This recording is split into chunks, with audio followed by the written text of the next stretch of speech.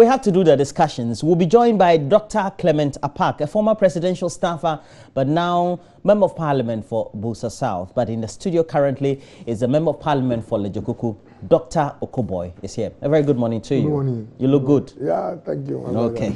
As the initiation ceremony is going? So far, so good. So far, so good. Yeah. Okay, so now you're full in the house and yeah, you're participating. Sworn you're learning in, the trade. Sworn in, legally seated. All right. I hope your constituents too are happy. Yeah, Lejokuku is fine. The demands haven't, because I know many of my MP friends, they get a lineup of people each morning. I hope it's not happening in your home. Oh, so far it's not bad. You know, it's part of the trade. When you find yourself in politics. I like the way you said it. They are being tactful. Yes, it's part of the Beautiful. Trade. Welcome to the trade. Thankful, my brother. Okay. Now let's look at a subject that we know has bogged the mind of many people. It's about the cost of a house, accommodation that belonged or was supposed to belong to a vice president of the Republic of Ghana, for which the current vice president, Mahamudu Bawumia, raised questions about its cost and its implication on the taxpayer, etc. First, what do you make of it before subsequently we come to the current follow-ups that seem to have been happening or generating? First of all, let me say a very good morning to all your viewers, and then to my brothers and sisters in Lejokuku, especially. You know, I particularly am not surprised about these things, and I don't want to be caught up also in the past by going through the history of the SWAL government, how they had a strong penchant for inflation of costs, overpricing of projects, sole sourcing, which was more of the norm rather than the exception. And these are just some of the fruits of what they planted whilst they were in power. So I'm not too surprised. You know, when you have a fence wall costing about 471,000, and I hope this reminds you of Burkina, some wall in Burkina. That one was 600. Yeah, you know. So it's unfortunate. We are not the actors in government. Not all are angels. So sometimes you see some traits of corruption, or someone trying to be smart. But when the level, when the exaggeration is huge like this, then it makes people worry. And these are also some of the reasons why the government lost power. I'm just hoping that they will learn their lessons. We in government will also learn lessons from this. You know, there's a funny thing. There is an opportunity cost to corruption.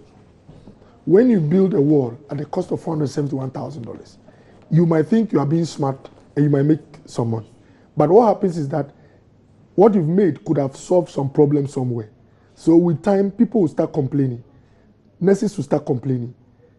Doctors will start complaining.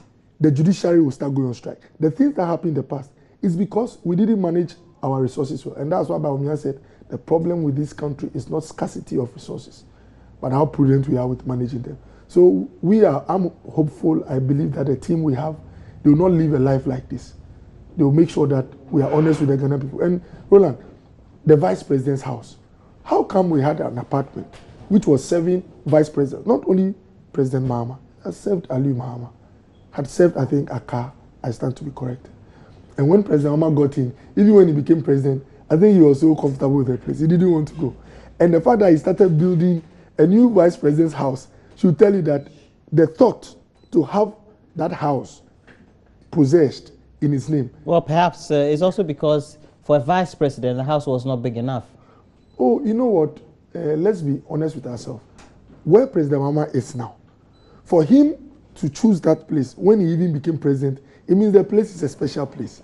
And he had love for the place so much that even after exiting as the president, he wanted to have it as his apartment, his official. So you make those conclusions? Oh, it's only rational that a place which a president loves so much that he would like to purchase should tell you. And let's be honest, it was a former guest house for Cocoa Board. It has a nice compound. It has a lot of space. And so as for the purpose, it's used the purpose. Just that, unfortunately, we have public officers who sometimes want to get the apartments that they live in. And you remember Jake? Jake went through a legal process to own an apartment in which he was living. following some policy that was introduced when we were in power.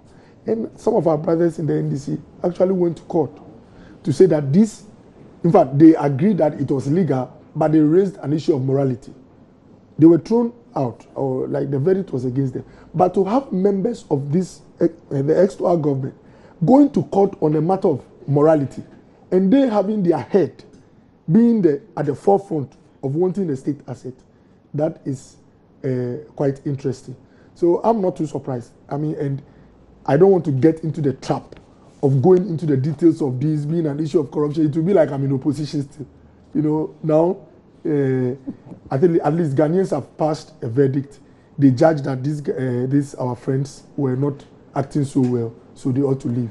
They've left. The most important thing going forward is for us not to come and repeat similar things whilst in government. Well, from the top of my head, does it mean that the current vice president, based on his suspicions and his criticism about the cost of the project, would not want to live in such a house? You know, first of all, it's good he's making the part. You know, we've paid about $8 million, or they've submitted certificates for $8 million to be paid, with an outstanding $5+ million to be paid. Now, it is important to let some of these things come out, because tomorrow they can come to hunt you. Someone who lays hands on this document will say that you came on the principle of what? How do you call it? Frugality, wanting the country to go on, and yet you are so happy to be living in a house that costs about $40 million. And west of it, you've not even complained, which means it suits your purpose. So I think Dr. Wamian is trying to set the record straight. But government is supposed to be in, governance is supposed to be in continual, right? So I believe that we are not going to let that facility rot. We will find very appropriate use for it. That is for the leaders of this government to determine whether it will serve the same purpose as the facility for a vice president, or it's going to, how do we call it, be used for another purpose which will still serve the nation. You know, it's important that we use it as one of our assets. And you know, Roland, you see, there are some things that sets up other actions. It's like a domino effect. When you have the president showing interest in an asset like his house, the one he was living in, you should not be surprised if now you have alleged, let me use that word, alleged, other government officials also trying to lay hands on assets like land cruisers and all that, leading to all these issues we will discuss later. You know, so it is worrying. I believe strongly that leaders like JB Dankwa, like Nkrumah, the names we mentioned, Mandela, they achieved some status because they were not into leadership for material possessions. They wanted to leave a legacy. And I think all our leaders should take a cue from that. It will help all of us.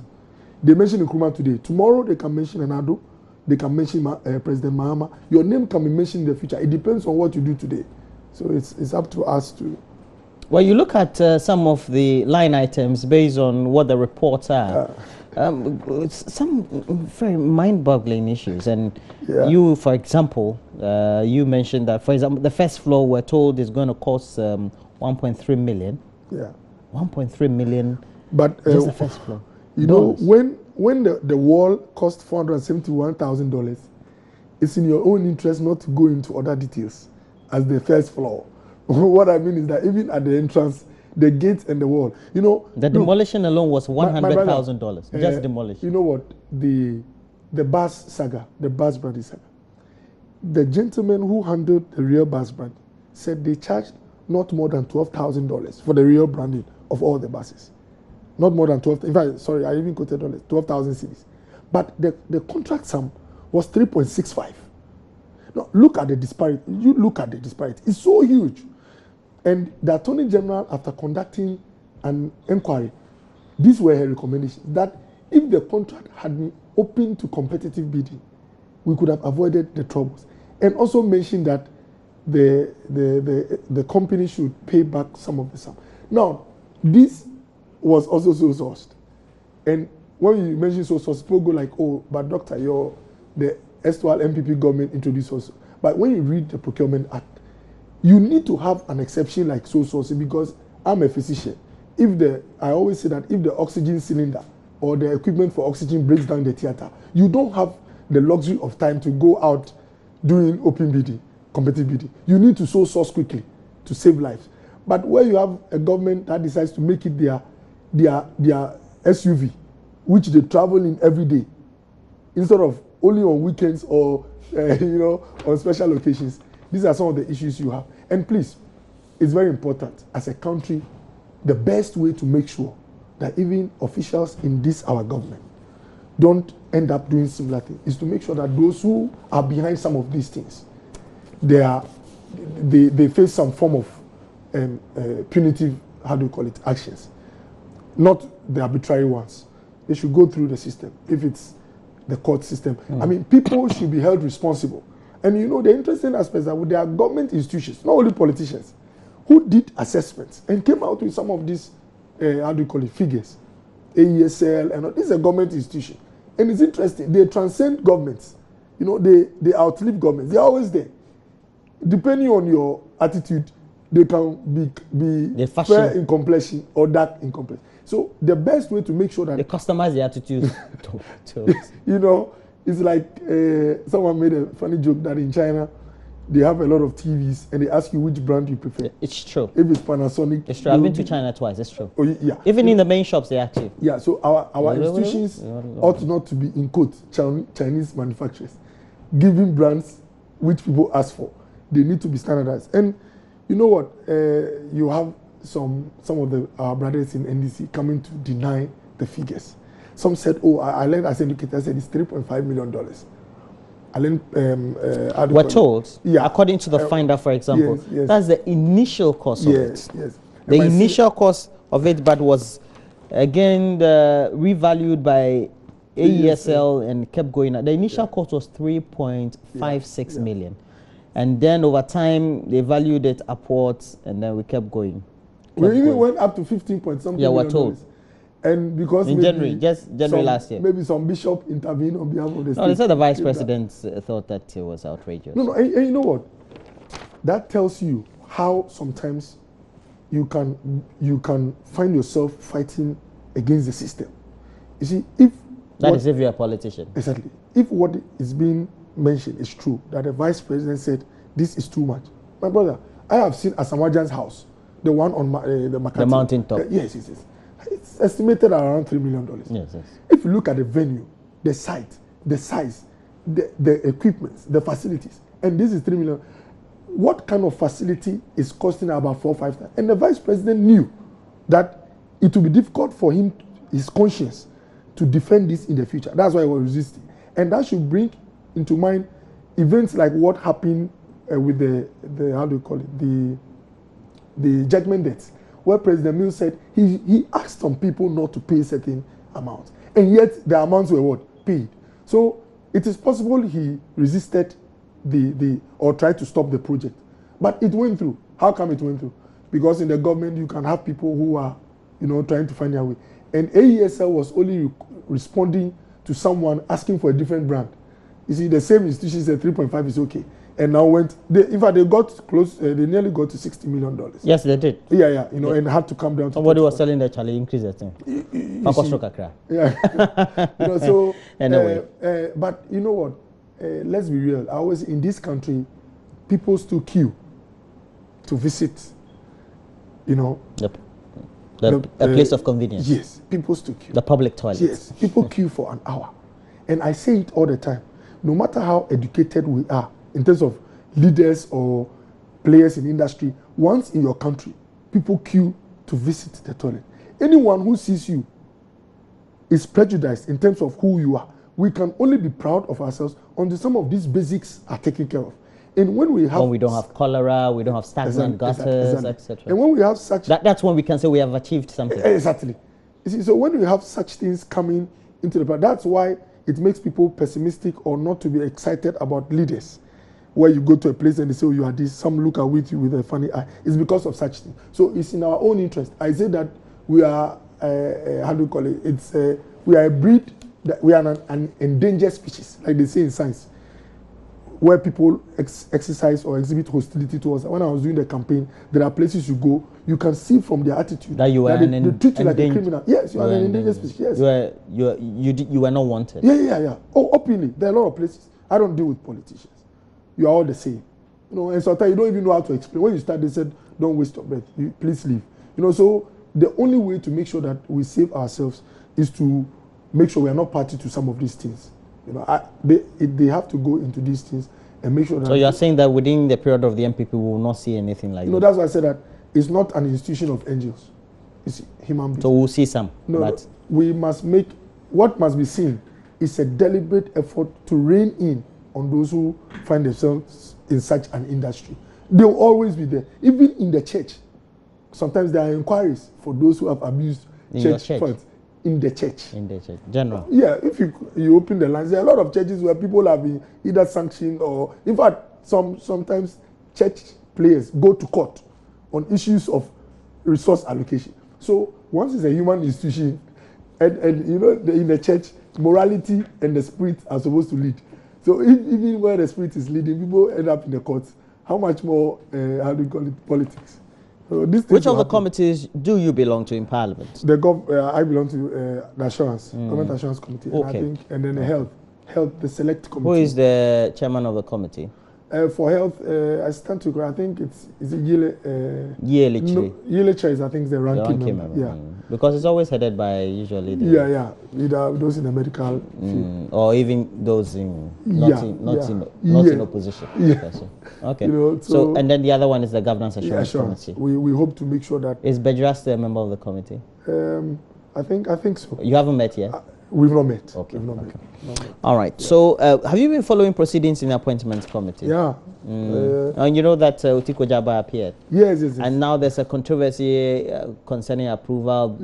Because the questions about whether she went through national service, and since she didn't, does she need to be approved? What's your candid opinion about such a thought? Well, you know, since you are young, you have gone through national service, I believe. The doctors, we do housemanship. You equate that to... Yeah. In fact, you don't, from after finishing BSc, the first 4 years, where you are giving a bachelor's, before you go to clinicals, you don't go to do national service. Rather, you continue, and then when you finish, you serve. At a medical facility? Yes, it's mandatory. As part of your... training, yes. So it's mandatory 2 years. That's more than a service? Yes. It's 3 years? 2 years. 2 years. Is 2 years. Okay. And without that 2 year service, you cannot proceed in this system, in any field of medicine. You can't become a specialist. In fact, you can't get your permanent license. So that is our part. You know what? With Otiko, like, you know, that Dr. Luther King says something, that darkness cannot drive out darkness. Only light can. So can hate not drive out hate. Only love can. If the perception of most of our brothers in the minority, especially those on the committee, is that her refusal to apologize for using the word evil to describe President Mahama. It is that refusal which is making them now pick on things like the national service. But now you are being partisan. No, I'm coming. You see, I'm making it clear that if she had gone like, oh, I concur, I was not too correct, I apologize. I'm telling you, all this national service stuff wouldn't have been an issue. So now, because she refused, they see that as dishonorable. And now they are also going to impede her approval. That, in my estimation, is also dishonorable. Where your action is a result of somebody's inaction or something you disapprove of. An eye for an eye is not proper. Now, what I tell people all the time is that when you are going to war, those who are at the front line, they naturally will have a lot of scars on their body than battalion which is at the back, guarding troops or guarding arsenal. Those are the forefront. Otiko is a politician who wasn't the kind of backbench politician. This is the women's organizer of the NPP for the past 8 years at frontline politics. I'm sure she's been engaging over 1,000 radio and TV programs, maybe 1,000 interviews. Roland, how can a woman, a politician, whose trade involves 80% talk, be brought to a place where they will say, because you misspoke or did not speak well on one occasion, all your enterprise must crumble? That is not fair. Now, about her use of the word evil, you know, in Parliament. Oh, Dr. Okuboy, I just asked you a question. She should do national. Was it fair that she's being held because of this? And then secondly, what do you think? I believe that she's how to call it, met the key how do you call it, ingredients. Well, we know, but she's not done national service. There is a reason why the Constitution gave some key ingredients. Those ones are not subject to discussion or contention. They are absolute. You must be a voter. You don't have to be bankrupt. You have to be solvent. And there is one, you have to be a Ghanaian. She's met those. Now, the others are extraneous. They are subject to people's own interpretation and how do you call it, expression. They are subjective and not objective. If, in my opinion, even you being an atheist, not you as in, like someone appearing before being an atheist, puts us in some funny situation, I don't think he should be a minister because he's an atheist. That is a personal stuff. And please, let's now go to the real business. Otiko used evil on President Mahama. I, like many others, say that, oh, maybe she could have been a little bit generous. But when Honorable Muntaka used the dictionary, he even now exposed, I'll not even use the word exposed, he gave what could have been the contextual aspect. He said evil could mean unpleasant, bad, not good. Now, so I'm sure she didn't choose the right, she might not have chosen the right word. But it's possible she wanted to say that President Mahama's attitude or whatever was did with Sada was very bad or unpleasant. Now, the whole world is coming down because of this. And I believe that it is quite unfair to her. And if she had just gone like, I'm sorry, nobody would have raised issue of the national, how do you call it, the national service. And Roland, please, the national service, if a footballer who has resources wants to stand, like in my community, John Boy is from Lejo, Teshi. If John Boy tomorrow wants to be MP for Teshi, he didn't go to SS, not even tertiary. I'm just stating as assumption. I mean, maybe he went, you know. I don't know what courses he's doing now. But if John Boy wants to be MP and somebody goes like, oh, because he didn't go to SS, he should be passed because he did not even finish tertiary. But when it comes to Dr. Ko went to university, so let's check. The law cannot be applied disproportionately. Any law that goes on that tangent cannot stand. So that is the context from which we can take it. But there are moral issues. To have the moral weight to stand in front of the youth, assuming Otiko is meeting some ladies, someone will go like, how can she tell them to take national service serious if she didn't do it? That is where morality comes in. But she can explain herself out. So these things are clear. You can't, based on national service, go like, and in any case, I was not asked to bring my national service. A lot of parliamentarians, maybe if you go and check, don't have national service certificates. But we are in parliament. And it takes the same requirements to become a minister of state. So I think people are just, you know, and there's partisanship in all this. You should know. There is a good reason why some people on one side say, we are not going to pass it. And others on the other side, we would. Partisanship is there. But at the heart of it is their disappointment with the word evil that she used, you know. Going so forward. There are some members of parliament who have also not gone through national service. Oh, I mean, that it shouldn't be surprising if we find out. The reason why I'm saying so is that we were not asked to bring, we were asked to bring tax clearance, your, how do you call it, your voter ID card and all that. You mean the set of criteria you have to meet? Exactly. And these are the criteria for becoming a minister of state. So don't be surprised if you find an MP who is not having a national service certificate. And it is not their doing, or it's not that they were mischievous or tried to beat the system. It was not part of the requirements. You know, so in fact, if someone is not happy with you, they can raise every issue, even with the color of your suit or your complexion. You're thinking it's just because of partisan reasons? No, it's because they genuinely were not happy with an expression or a word she used. And like I'm saying, when you're at frontline politics, you know, sometimes people appear before the veteran and go like, oh, this man is so cool, this man is so nice. This politics you do, I'm an MP. See, I'm here. If you have a politician in my constituency who maybe is the backbencher who supports us with resources and doesn't appear at such fora, Roland, when he appears before any committee for vetting, it will not be strange for people to say he's never been engaged in any harsh criticism. None of his words have been corrosive. He's so nice. Naturally, he is not at the front line. Otiko was a frontline politician, 8 years woman organizer, right at the forefront. It's possible that she might have, you know, said some things which are not. If now you are taxed. But you are in frontline politics. You don't say nasty things, do you?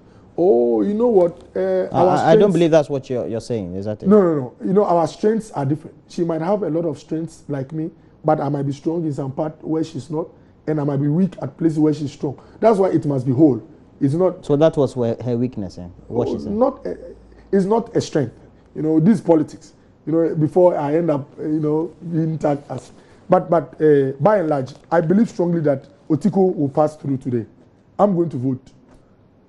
So what will be happening in the House today? Oh, so concerning her, you know, we usually have order of business where we go through the motions, look at the record of the last sitting, and then we come to statement. But the real business is today. There's going to be a vote. But don't be surprised. Sometimes you have leadership trying to engage in talk to try to, you know, once it gets to voting, real voting, it is not a friendly exercise. It's an indication of acrimony in the House, stark division, which is not good for the entire image of the House. So usually you have the leaders, before we sit, engaging in some form of talk. And they know that because of the numbers, it is very likely that she will get, it's most likely, let me not even say very likely, most likely that she will pass through. But when they come to an agreement, consensus, you know, it now gives an indication that we are willing to come together on some occasions. And I will not be surprised if we are told in the House that it's by yeah or no, which means that, you know, Give me the bunch of the papers. I know that I didn't give you this one, but I don't know whether I can pick your thoughts on this one. The subject of we'll come to the NHIS. The Minister of Finance has been responding to a number of questions from the media, and it's on the front page of the Business and Financial Times. It's about government may not scrap energy levies. And we know that it was part of the campaigning of the MPP that too many taxes as line items on petroleum.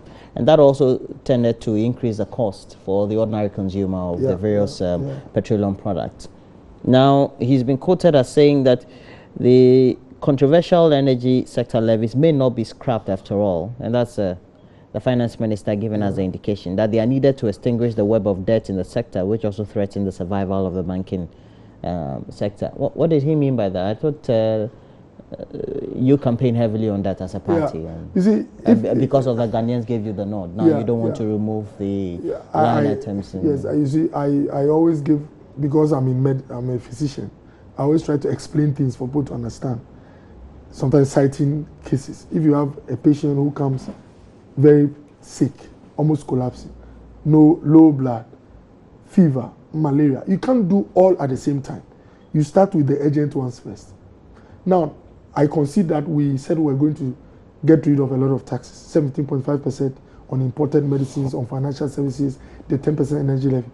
But my brother, all our promises cannot be executed in the first budget, which every rational person, even the one who is not schooled on the streets, would tell you that he or she will not be surprised if in our first budget, first year, every promise was not taken care of.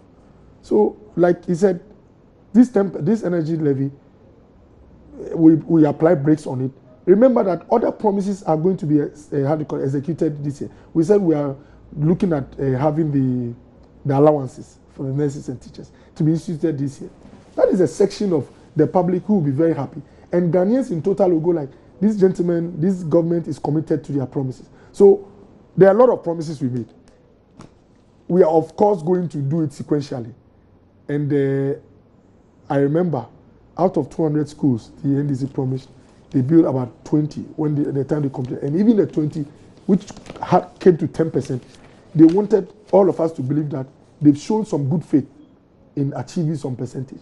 I believe we will achieve a significant portion of the promises, more than the 10%. So let's just be calm with the government. We should not be too quick to cite the promises that have been executed and those that have been left out. It's early days, my brother. I think we are less than 90 days in government, right?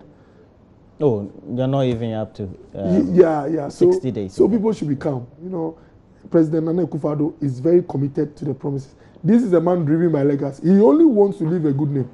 So I believe strongly that, and you know what, the 7 billion cedis, the one Dr. Babian talked about, when they now open all the books, and it turns out that even some of our liabilities have been inadvertently or deliberately left out, that changes the whole dynamics. That's not to serve as an excuse, but it's to say that we admit that the challenges are huge, and so would be our efforts. Our efforts will be huge too.